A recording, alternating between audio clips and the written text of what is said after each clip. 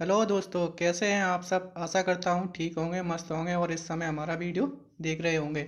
तो दोस्तों, स्वागत है आपका हमारे यूट्यूब चैनल गुरवे स्टडी में। गुरवे study the way of success. आज हम बात करेंगे भौतिक विज्ञान के 25 महत्वपूर्ण प्रश्नों के बारे में जो परीक्षाओं में पूछे जाते हैं। तो चलिए वीडियो स्टार्ट करते हैं। वीडियो स्टार्ट करने से पहले जो लोग चैनल पर पहली बार विजिट कर रहे हैं वो चैनल को शेयर सब्सक्राइब करना ना भूलें तथा बेल आइकन को जरूर दबाएं, जिससे कि आपको वीडियो की पल पल नोटिफिकेशन मिलती रहे।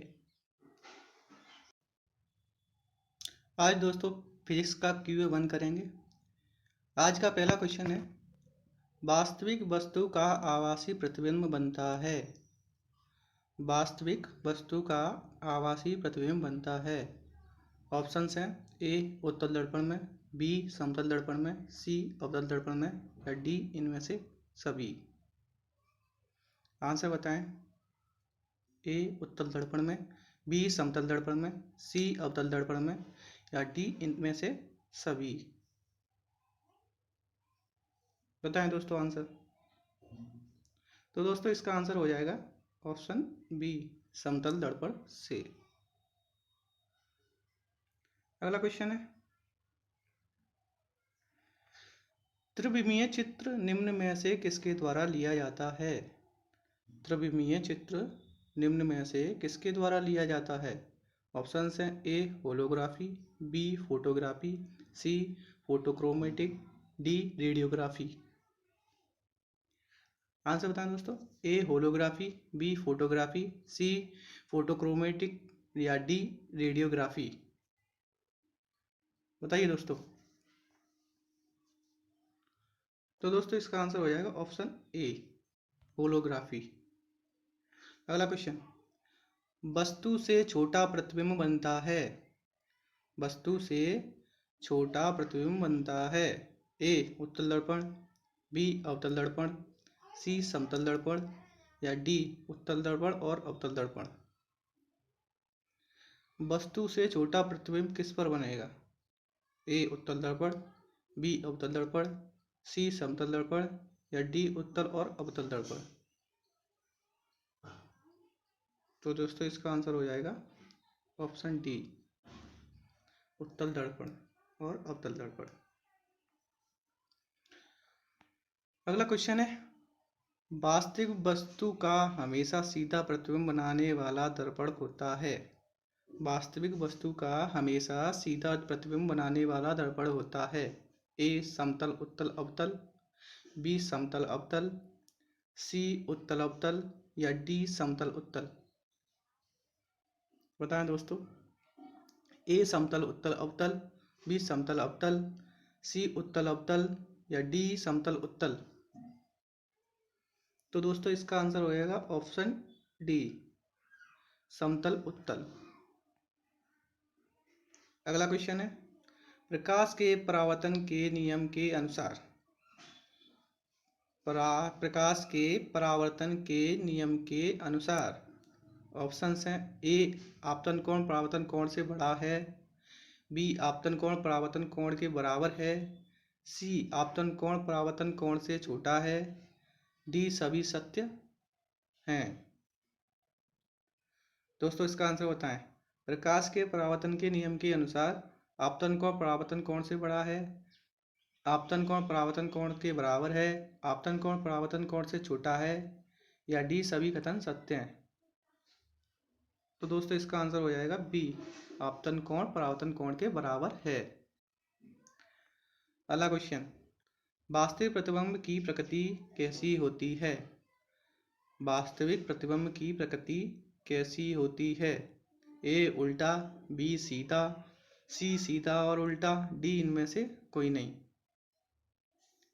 वास्तविक प्रतिबिंब की प्रकृति कैसी होती है।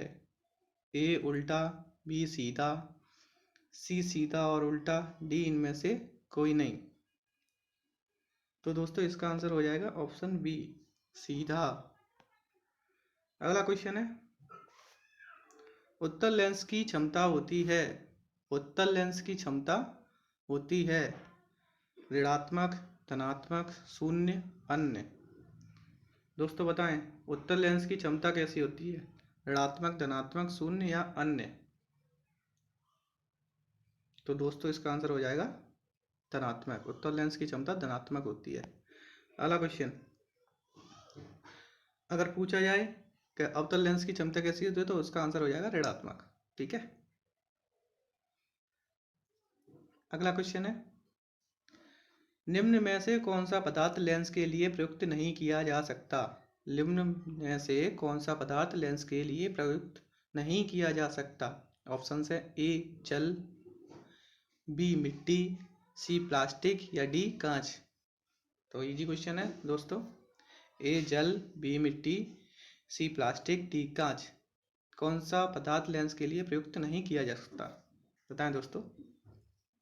तो इसका आंसर हो जाएगा ऑप्शन बी मिट्टी। तो आपने सभी के तो लेंस देखे होंगे, जल में भी एक तरह से लेंस का काम करता है और प्लास्टिक कांच भी लेंस बने होते हैं। अगला क्वेश्चन है, पानी में डाली हुई छड़ी टेढ़ी दिखाई देती है, इसका कारण क्या है? पानी में डाली हुई छड़ी टेढ़ी दिखती है, इसका कारण क्या है? ऑप्शन है ए परावर्तन, बी अपवर्तन, सी अपरावर्तन और अपवर्तन, डी इनमें से कोई नहीं। बताएं दोस्तों। पानी में डाली हुई टेढ़ी दिखाई देती है, क्या कारण है? परावर्तन, अपवर्तन, परावर्तन और अपवर्तन दोनों, इनमें से कोई नहीं। तो दोस्तों इसका आंसर हो जाएगा बी अपवर्तन। अगला क्वेश्चन है, पानी से भरी बाल्टी की गहराई कम दिखती है, इसका कारण है? पानी से भरी बाल्टी की गहराई कम दिखती है, इसका कारण क्या है? पूर्ण आंतरिक, ऑप्शन है पूर्ण आंतरिक परावर्तन, बी अपवर्तन, सी परावर्तन, डी इनमें से कोई नहीं। बताएं दोस्तों। पूर्ण आंतरिक परावर्तन, बी अपवर्तन, सी परावर्तन या इनमें से कोई नहीं। तो बाल्टी भरी होती है तो वो कम दिखाई देती है, क्या कारण है दोस्तों? तो दोस्तों इसका आंसर हो जाएगा ऑप्शन सी परावर्तन। अगला क्वेश्चन है, लेंस की क्षमता का ऐसा ही मात्रक होता है, लेंस की क्षमता का ऐसा ही मात्रक होता है, ए मीटर, बी मीटर स्क्वायर, सी डायोप्टर या डी अन्य। दोस्तों इसका आंसर तो इजी है, बताएं। तो इसका आंसर हो जाएगा ऑप्शन सी डायोप्टर। अगला क्वेश्चन है, समतल दर्पण द्वारा बना प्रतिबिंब सदा होता है, समतल दर्पण द्वारा बना प्रतिबिंब सदा होता है, ए आभासी और उल्टा, बी वास्तविक और सीधा, सी सीधा और आभासी, डी वास्तविक। समतल दर्पण द्वारा बना प्रतिबिंब सदा होता है, बताएं दोस्तों। आभासी और उल्टा, वास्तविक और सीधा, सीधा और आभासी या वास्तविक। तो दोस्तों इसका आंसर हो जाएगा बी वास्तविक और सीधा। तो अगला क्वेश्चन है, सूर्योदय और सूर्यास्त के समय सूर्य दिखाई देता है, सूर्योदय और सूर्यास्त के समय सूर्य दिखाई देता है, ए गोलाकार, बी घनाकार, सी अंडाकार या डी चपटा। सूर्योदय और सूर्यास्त के समय सूर्य दिखाई देता है गोलाकार, घनाकार, अंडाकार या चपटा। बताएं दोस्तों। तो दोस्तों इसका आंसर हो जाएगा ऑप्शन डी चपटा। अगर दोस्तों वीडियो अच्छी लग रही हो तो जरूर शेयर और लाइक करें, साथ ही साथ हमारे चैनल को सब्सक्राइब भी करें। देखो दोस्तों, जब तक आप लाइक नहीं करते तो अंदर की वो फीलिंग, मतलब जो एनर्जी है वो बाहर नहीं आती है ना। जब आप लाइक करेंगे, शेयर करेंगे तो वो मज़ा आएगा ना पढ़ने में और पढ़ाने में, इसीलिए दोस्तों बोलते हैं। तो अगला क्वेश्चन है, यदि दर्पण में बना प्रतिबिंब हमेशा सीधा आकार में वस्तु के बराबर है तो दर्पण है। यदि दर्पण में बना प्रतिबिंब हमेशा सीधा आकार में वस्तु के बराबर है तो दर्पण कौन सा है? ऑप्शन ए अवतल, ऑप्शन बी उत्तल, ऑप्शन सी समतल, ऑप्शन डी इनमें से कोई नहीं। बताएं दोस्तों। यदि दर्पण में बना प्रतिबिंब हमेशा सीधा आकार में वस्तु के बराबर तो दर्पण है। उत्तल दर्पण है, अवतल दर्पण है, समतल दर्पण है या इनमें से कोई नहीं। तो दोस्तों इसका आंसर हो जाएगा समतल दर्पण। जी हाँ, आपने देखा ही होगा जब कभी आप शीशे के सामने खड़े होते हैं तो आपको आपके सीधा दिखता है, आकार में आपके बराबर दिखेगा। ठीक है ना। तो अगला क्वेश्चन है, आँख में प्रवेश करने वाले प्रकाश की मात्रा को नियंत्रित करता है। आँख में प्रवेश करने वाले प्रकाश की मात्रा को नियंत्रित करता है। ए परितारिका, बी पुतली, सी लेंस या डी पश्चामावी पेशियां। आँख में प्रवेश करने वाले प्रकाश की मात्रा को नियंत्रित करता है। ए परितारिका, बी पुतली, सी लेंस, डी पश्चिमावी पेशियां। बताएं दोस्तों इसका आंसर। तो दोस्तों इसका आंसर हो जाएगा ऑप्शन ए परितारिका। अगला क्वेश्चन है, टॉर्च से किस प्रकार के प्रकाश पुंज की प्राप्ति होती है। टॉर्च से किस प्रकार के प्रकाश पुंज की प्राप्ति होती है। ए समांतर प्रकाश पुंज, बी संतृप्त प्रकाश पुंज, सी अपसृप्त प्रकाश पुंज या डी सभी कथन सत्य हैं। टॉर्च से किस प्रकार के प्रकाश पुंज की प्राप्ति होती है, बताएं दोस्तों। तो दोस्तों इसका आंसर हो जाएगा ऑप्शन बी संतृप्त प्रकाश पुंज। अगला क्वेश्चन है, आँख की पुतली किस प्रकार कार्य करती है। आँख की पुतली किस प्रकार कार्य करती है। ए परिवर्ती द्वारक की भांति, बी दृक तंत्रिका की भांति, सी पुतली की भांति या अन्य। आँख की पुतली किस प्रकार कार्य करती है। ए परिवर्ती द्वारक की भांति, दृक तंत्रिका की भांति, पुतली की भांति या अन्य। तो दोस्तों इसका आंसर हो जाएगा ए परिवर्ती द्वारक की भांति।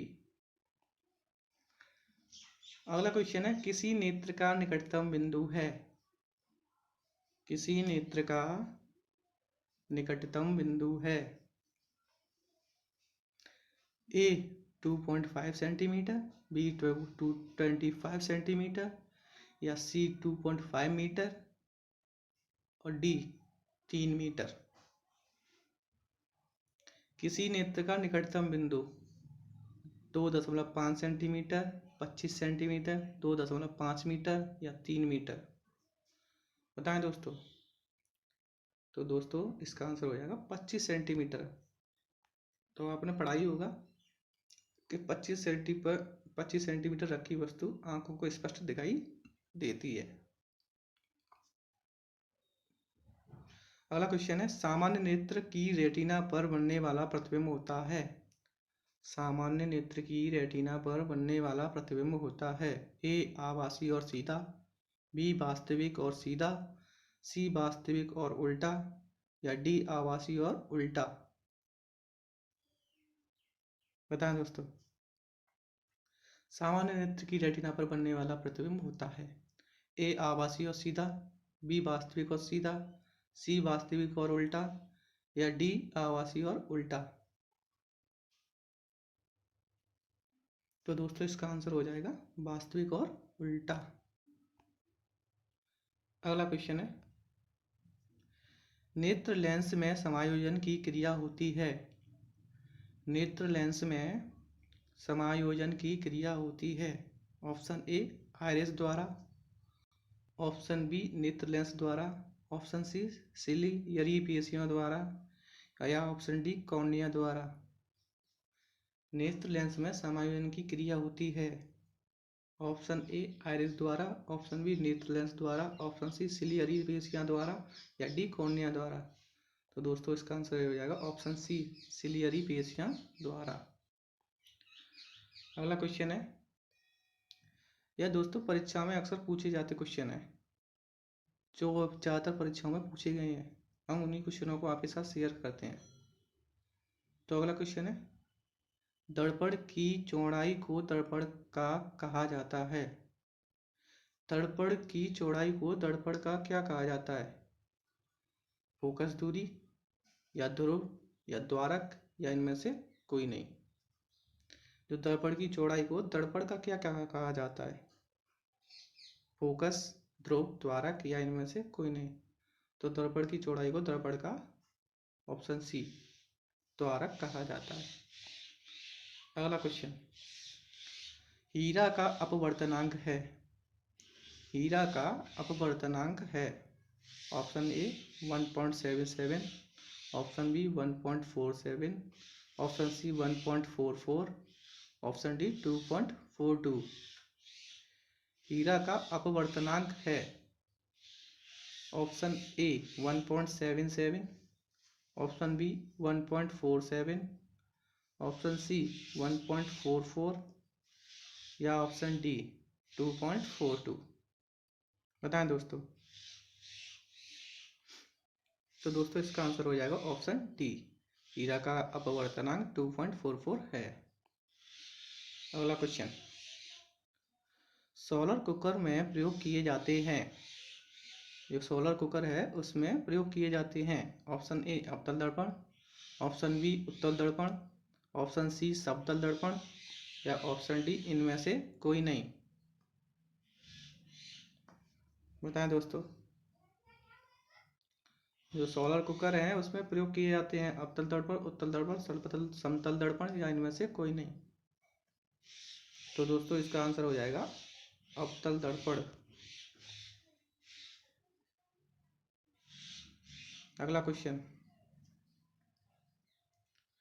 रोगियों के नाक, कान, गले आदि की जांच के लिए डॉक्टर प्रयोग करते हैं। रोगियों के नाक, कान, गले आदि की जांच के लिए डॉक्टर किस दर्पण का प्रयोग करते हैं? ऑप्शन ए समतल दर्पण, ऑप्शन बी उत्तल दर्पण, ऑप्शन सी अवतल दर्पण, ऑप्शन डी इनमें से कोई नहीं। बताएं दोस्तों। जो रोगियों की नाक, कान, गले की जांच करने के लिए डॉक्टर कौन से दर्पण का प्रयोग करता है? समतल, उत्तल या अवतल? तो दोस्तों इसका आंसर हो जाएगा ऑप्शन सी अवतल दर्पण। तो दोस्तों आज के लिए आपका क्वेश्चन है, इसका आंसर आप हमें कमेंट बॉक्स में ज़रूर देना। तो आपका क्वेश्चन है, मोटर गाड़ी के चालक के सामने लगा रहता है। जो मोटर गाड़ी होती है चालक के सामने कौन सा जो दर्पण होता है वो कौन सा दर्पण होता है? मतलब पीछे के वाहनों को देखने के वाला दर्पण वो कौन सा होता है? ऑप्शन डी अवतल दर्पण, बी समतल दर्पण, सी उत्तल दर्पण या डी अन्य। इसका आंसर आप हमें कमेंट बॉक्स में देना। तो दोस्तों आज के थे ये 25 मोस्ट इम्पोर्टेंट क्वेश्चन। ऐसे ही क्वेश्चनों की तैयारी करने के लिए हमारे चैनल से जुड़े रहिए और हमारे चैनल को लाइक, शेयर, सब्सक्राइब करना ना भूलें। अगली वीडियो में फिर से मिलते हैं 25 क्वेश्चनों के साथ। अब तक के लिए नमस्कार।